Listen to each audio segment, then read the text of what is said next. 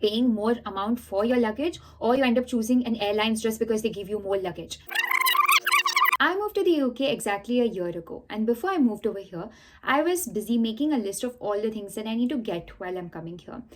I ended up getting a lot of unnecessary stuff. So that's why today I'm making this video as a realistic list for all of you looking to come here so that you can get exactly the items that I'm mentioning so that you end up not getting unnecessary items that you would get for the same or cheaper cost over here in the UK. Hi everyone, welcome back to my channel. My name is Meera and I make lots of videos regarding life in the UK, moving here as an international student and navigating over here. If this is your first time coming to my channel, don't forget to subscribe because I make lots of informational videos regarding moving to the UK. As an international student, when you're moving to a new country, you try to keep all these things with you and a lot of them with you, and you end up increasing your luggage by a lot, and you either end up paying more amount for your luggage or you end up choosing an airlines just because they give you more luggage.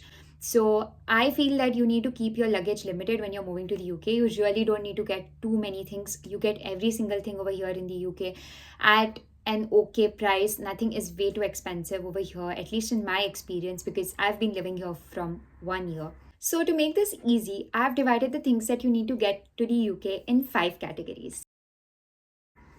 The first category is documents. Documents are obviously one of the most important things that you need to get when you're moving to another country. While moving to the UK as an international student, make sure you get all your mandatory and basic documents, such as all the educational qualifications that you have. These would be the 10th grade mark sheet, 12th standard mark sheet, then any graduation certificates, passing certificate, degrees. After you've taken these, moving on to the UK related documents. So, your offer letter, your CAS letter, the accommodation you're going to live, the contract of the accommodation, any visa related documents. If you've taken an education student loan, then you need to get your loan documents, you need to get any sort of checkbooks, then you need to also keep tuition fees receipt with you. I'm sure that all of you have soft copies of the documents I'm mentioning, but it's good to have at least one printed copy of all these documents because you never know who's going to ask for these, especially if someone ends up asking you some sort of proof at the immigration border. It would be really good to have like an actual physical copy of these things to show them because you never know what's going to happen with your phone. And when you're an international student and traveling to a new country for the first time, you're already very overwhelmed and lots of things are going on. So one thing that you should have is all your documents in order so that you can be really peaceful about that and not worry. Then it's better to even have your flight ticket printed. Then you need to have the TB test. So when you apply for a UK visa, you have done a TB test. So have the TB test results with you. Any sort of cards such as your PAN card, Aadhaar card, any Indian debit cards, your license, any sort of other cards and documents that you have, it's best that you keep it with you at all times. The second most important thing on the list is any medicinal items. So when I was going to come to the UK as a student, I was looking at all these different videos and I saw lots and lots of people mentioning a huge list of medicinal items to get to the UK. And I blindly followed that and got all those things. And only after landing here, I realized that half of them are unnecessary. For example, I read somewhere that you need to get food poisoning medicines and so on. But the fact is that even if you get all these items with you over here in the UK and someday you're really sick, you are not just going to guess that it's food poisoning and end up taking a food poisoning tablet or a dose. You're just anyway going to go to the GP over here in the UK and consult them and only then take the medicine or only then take the medicine which is suggested by them. So it's pretty much useless to get all the sorts of medicines for every possible disease that exists because you're not even sure what has happened to you. So I would recommend only keeping the most important medicines that we all can guess that has happened to us. For example, keep a thermometer with you because you need to measure your temperature if you're feeling high fever. Keep a simple basic medicine for headache, for stomach ache. Keep painkillers with you. Keep Eno or any sort of acidity tablets with you. Keep multivitamins. When it's winters in the UK, it's very much recommended to have a multivitamin dose, especially vitamin D because of the winter. So make sure you have that with you. Have some band-aids, have something for cold and cough, have Vicks with you, any sort of balm with you.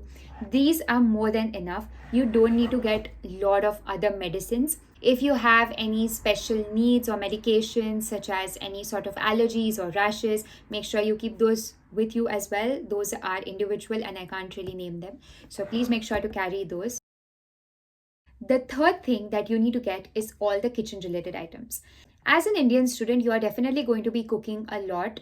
So it's important to get kitchen items, but you don't need to get overboard and take every single item, because that's the mistake I made in my case. I got way too many items, and when I came over here, I found out that you get really cheap options over here in the UK as well, and I probably ended up spending more trying to get them all the way from India to here. So it doesn't really make much sense to get some items parceled or get them with you by paying extra for luggage, because you can get items for really cheap over here. In some of the supermarkets like Tesco, you can get glasses, spoons, plates. You can get these for £1 or under £1. So that's really cheap and affordable. So make sure that you are not overboarding your luggage with unnecessary items. Just get few things, like just one eating set. So that would be like a plate, a bowl, a spoon. Just get minimum items that you need, because when you land in the UK, you're not just immediately going to go out and start buying stuff. So you need to keep things with you just for a few days.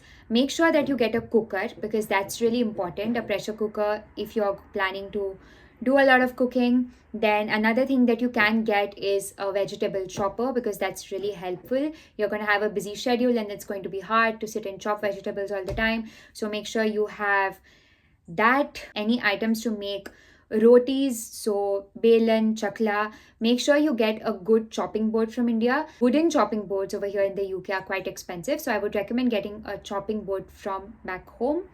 I would also recommend getting like a spices box, so that's a bit hard to find here in the UK from in my experience. So it's good to have that because it comes really handy. Make sure you get knives, like good knife sets, a frying pan or a cooking pan, and that's more than enough.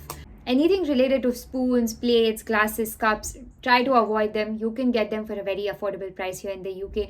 So if you have luggage and if you have space, definitely it's good, you can get them.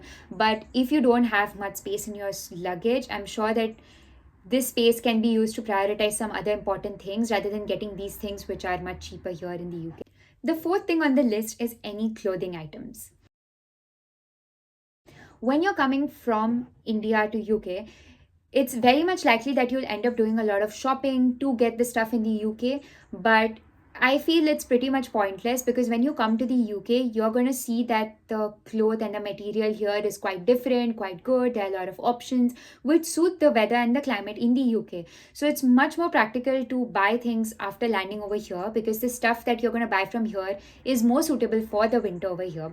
And there would be a lot of sales, student discounts, and stuff. So you're going to end up shopping anyway after coming to the UK. So it doesn't make much sense to spend a lot of money in India, buy the clothes there, get it all the way here to the UK, and you'd end up not even wearing most of these. So don't overload on the clothes. Just keep basic items like jeans, denim, a few t-shirts, one or two jackets that you may already have, any sort of cap or gloves or huge winter jackets. I would definitely recommend coming to the UK and buying them. Same goes with scarves, socks, shoes, boots. It's preferable if you get them over here.